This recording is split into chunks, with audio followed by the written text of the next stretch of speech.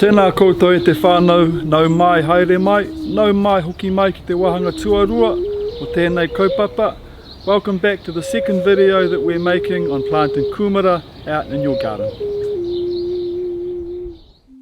You might recall just over a month ago we made the first video teaching us how to grow our kumara slips or our tipu using a kumara and a glass of water. We're now going to break those kumara slips off now that they're 10 to 15 centimetres in length, and we're going to plant those out into our garden. The season of mahuru or spring is the correct time for us to plant our kumara.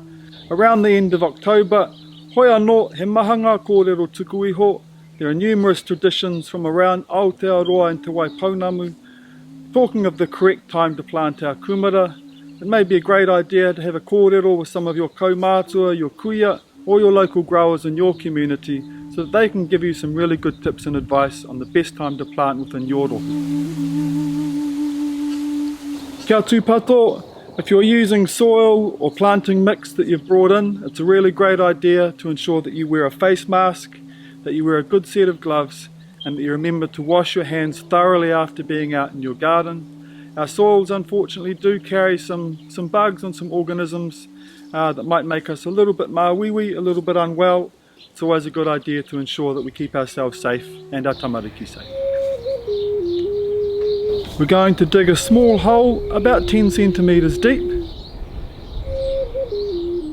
When we've dug our hole, just before we plant, it's a good idea to put a little bit of water, a little bit of waimaori into the hole to soak it a wee bit so that it's a nice place to put the roots of our kumara so that they settle in really well.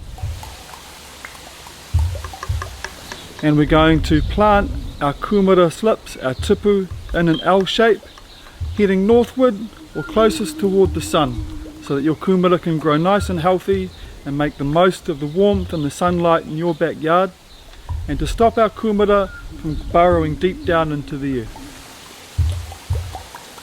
If you have more than one tipu, it's a good idea to plant them around 40 centimetres apart from each other to give them all a really good space to grow.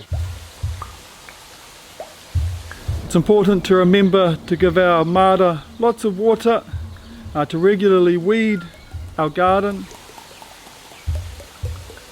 Once our kumara are growing nice and strong, it's important to lift the rau or the leaves regularly, just to ensure that the leaves don't start to root into the ground. That will make sure that the plant puts all of its energy into growing big strong kumara and not just more leaves. In 100 to 120 days from now, you're going to have beautiful, healthy, strong, delicious kumara.